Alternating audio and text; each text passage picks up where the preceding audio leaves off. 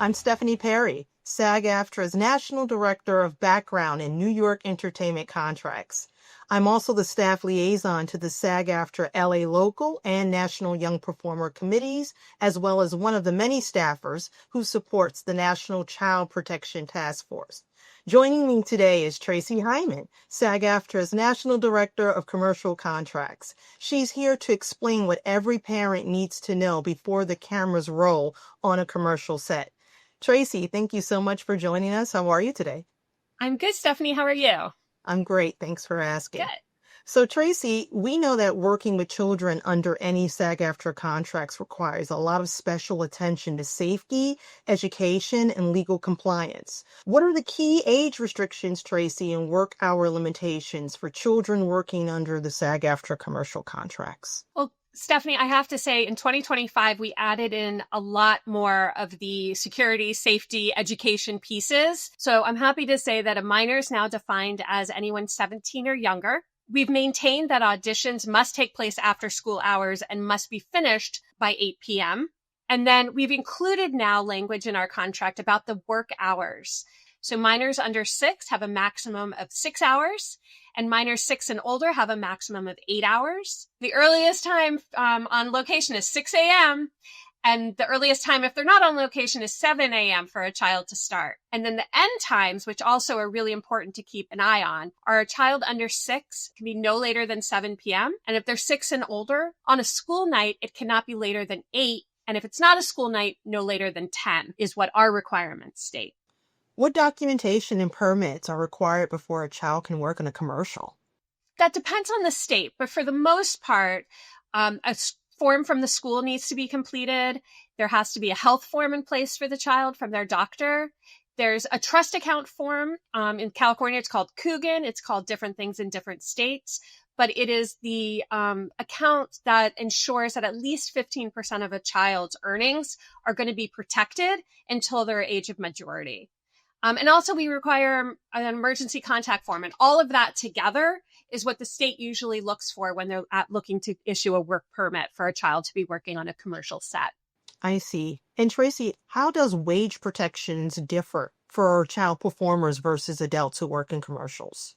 My favorite answer is they don't. So young performers and adults are treated exactly the same. They get the same scale, the same residual structures if they're an on-camera or an extra performer. And in fact, we then just add on top all of those heightened rules on top of the already important terms and conditions we have under the contract. So if a performer or a parent is being told that there's something different in how their child's being paid because they're a child, give us a call. Let us know, because they should be paid the same as any adult performer. Fantastic. And what are the on-set safety requirements and supervision rules for children who work in commercials?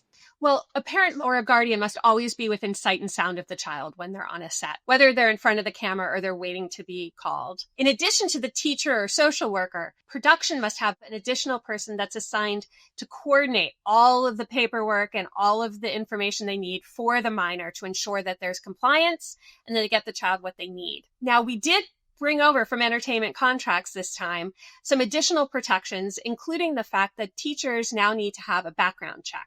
Parents and guardians should be checking the teacher's IDs and credentials at least 24 hours before they bring the child to set. And we also included, along with the background checks, that anyone working closely with the minor may be required to have a background check also. The other really important thing, of course, is education. If the child works 3 or more days, they must receive 3 hours of education on each school day that they're working. Now, that can be delivered in like 20-minute segments, but they have to be educated so when they go back to school, they're not missing anything and they're right back in the flow with their friends.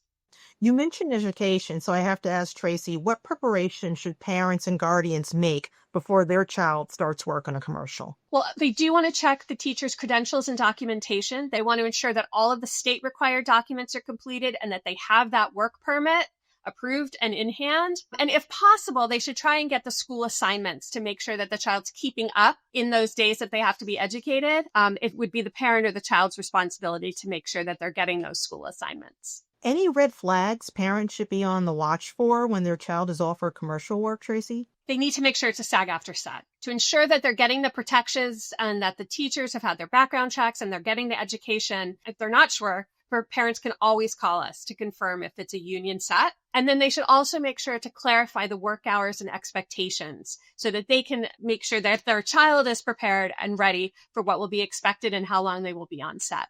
Thanks, Tracy, for helping us understand these protections for our youngest and most vulnerable performers in commercials. If you have more questions about young performers, and if you'd like to see a great checklist for all things that young performers need to know before arriving on set, you can visit sagaftra.org/commercials for more information. You can also find contracts and other resources for young performers at sagaftra.org/young performers. And if you found this video helpful, be sure to give it a like and hit the subscribe button to catch more episodes of Take 5 from SAG-AFTRA.